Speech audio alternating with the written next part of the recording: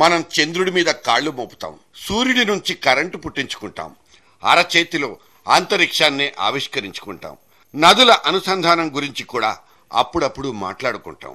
ఇంత పొడి చేస్తున్న మనం కళ్ళెదుటే అలమటిస్తున్న సాటి మనుషులకు మాత్రం గుక్కెడు మంచినీళ్ళు ఇవ్వలేకపోతున్నాం.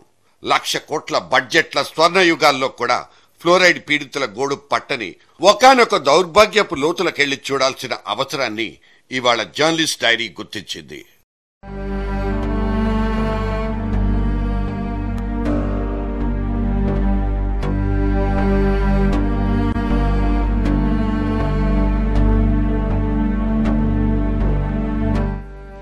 భోజనానికి ముందో గ్లాసుడు, భోజనం తర్వాత ఇంకో గ్లాసుడు, ఇలా విషపు చుక్కలతోనే గొంతు తడుపుకుంటున్న గ్రామాల్లో ఇవాళ రేపు మన సభాపతుల వారి ఓదార్పు యాత్ర. అవును, ఫ్లోరైడ్ పీడితుల్ని పరామర్శించడానికి, అవసరాన్ని బట్టి వాళ్లకు ఏదో ఒకటి చేసి పెట్టడానికి మన అఖిల పక్ష ఎమ్మెల్యేలు ఉమ్మడిగా బస్సులేసుకుని బయలుదేరిపోయారు. ఇన్ని రోజులు చస్తూ బతుకుతూ చస్తున్న ఈ జీవత్యవాలకు కనీసం స్పీకర్ చొరవతోనైనా ఊరడింపు దొరికేనా? తాగడానికి పనికొచ్చే గుక్కెడు మంచినీళ్లు దక్కేనా? ఇది కొత్త విషయం కాదు. ఎన్నో సంవత్సరాలుగా మన రాష్ట్రాన్ని ఏడిపిస్తున్న ఒక వేదనాభరిత సమస్య. అయినా సరే మళ్లీ ఒక చిన్న పరిచయం తప్పదు మరి.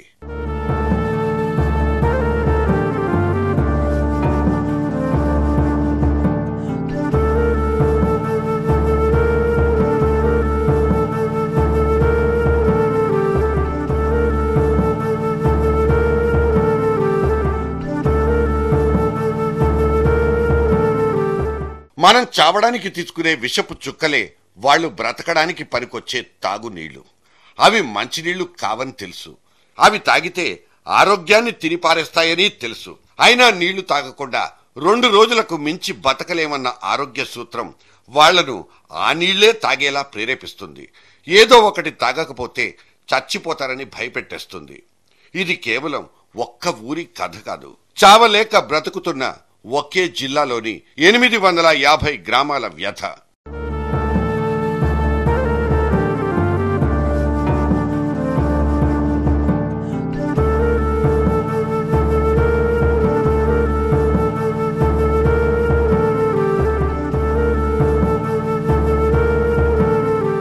ఉండాల్సిన దానికంటే ఎక్కువ పాళ్లు ఫ్లోరైడ్ ఉన్న ఈ నీళ్లు తాగితే శరీరం వంకర్లు తిరిగి మనుషులు జీవోత్సవాల్లా మిగిలిపోతారు.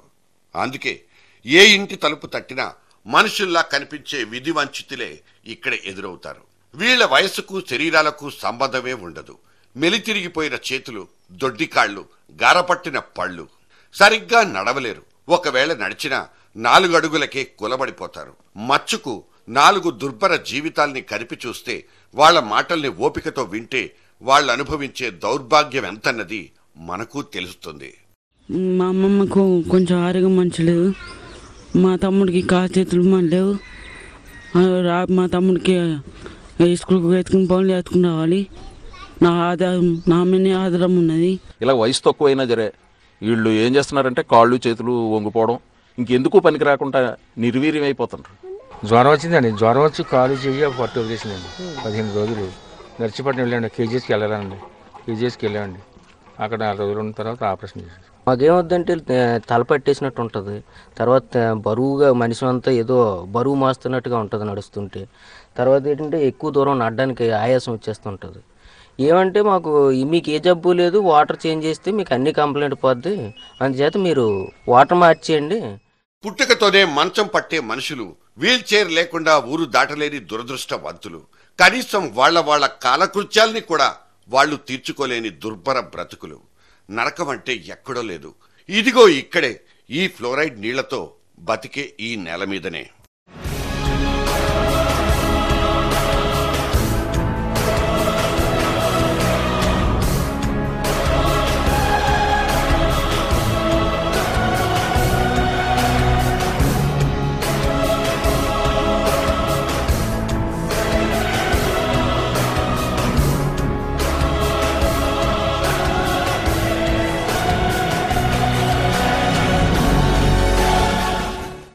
బడిలో పాటుందిరా, బడిలోనే ఆటుందిరా, చిన్న బడిలోనే పాటుందిరా, ఆడుతూ పాడుతూ గెంతుతూ ఎగురుతూ మనం చదువుకుందా, ఆడుతూ పాడుతూ గెంతుతూ మనం చదువుకుందా, మొదటి అక్షరమే చిన్న అంటే అమ్మ కదా, మొదటి అక్షరమే చిన్న అంటే అమ్మ కదా, అమ్మ ప్రేమ కన్నా స్వచ్ఛమైనది కంట్లో ఏముందిరా, అమ్మ ప్రేమ కన్నా స్వచ్ఛమైనది కంట్లో ఏముందిరా, ఎగురుతూ చదువుకుందా, ఆడుతూ పాడుతూ గెంతుతూ ఎగురుతూ చదువుకుందా, మూడవ అక్షరమే చిన్న డైలీ కదా.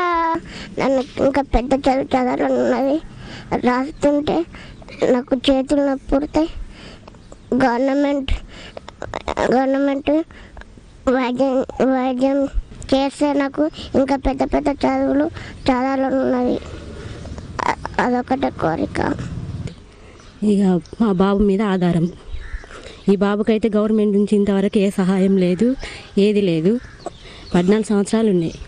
ఇక అసలు రాసుకోవడానికి కూడా ఓపిక లేదు. బాగా ఘోరాతి ఘోరంగా ఉన్నది పరిస్థితి. మరైతే ఇంతవరకు ఎవరు కూడా అసలు ఆదుకోలేదు, ఎక్కడ ఎవరు సహాయం చేయలేదు. ఈ దుఃఖం చాలదా గుండె చెరువవ్వడానికి? ఈ వేదన చాలదా మన కళ్ళు చెమ్మగిల్లడానికి, మన మనసు కరిగిపోవడానికి? మామూలు మనుషులైతే 4 కన్నీటి బొట్లు రాల్చి పక్కకెళ్ళిపోతారు. మరి మనసున్న మహారాజుల మాటేమిటి? రాష్ట్రాన్నెలే మహాప్రభువుల జాడెక్కడా?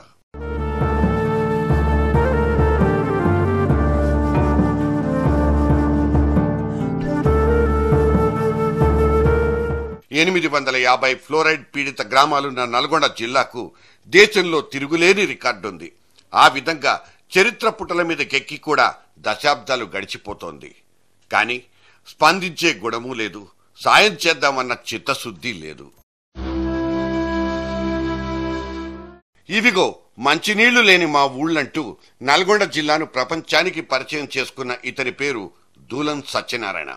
4 స్నేహితులతో కలిసి ఒక డాక్యుమెంటరీ తీసి ఫ్లోరోసిస్ బాధితుల దీనగాథల్ని ఖండాంతరాల దాకా వ్యాపింపచేశాడు.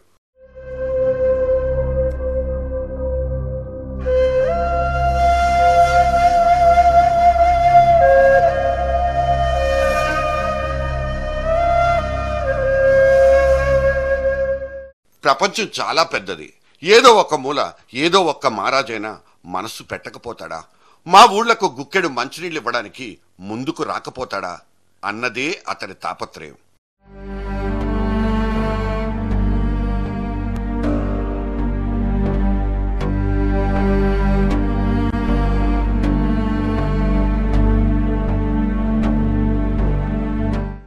కానీ ఇటువంటి విస్తృతమైన సమస్యల్ని భుజాలకెత్తుకోవడానికి మనుషులొక్కరే సరిపోరు.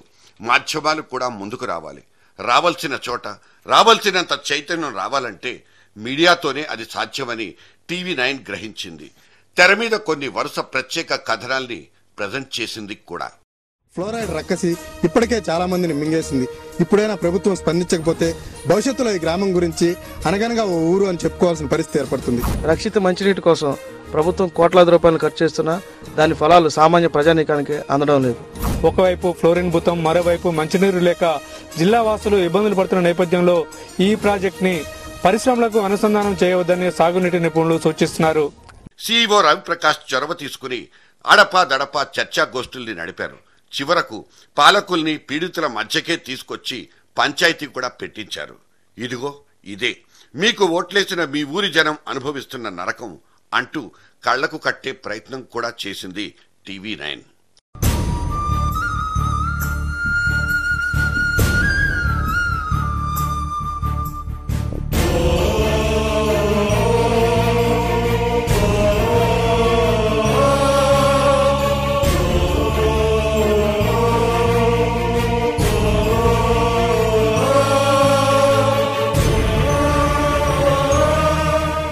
కానీ చావలేక బతుకుతూ దుర్భరమైన జీవితాలకే అలవాటు పడిపోయిన ఫ్లోరోసిస్ బాధితులకు నాయకులిచ్చిన మాటల మీద నమ్మకం సన్నగిలింది.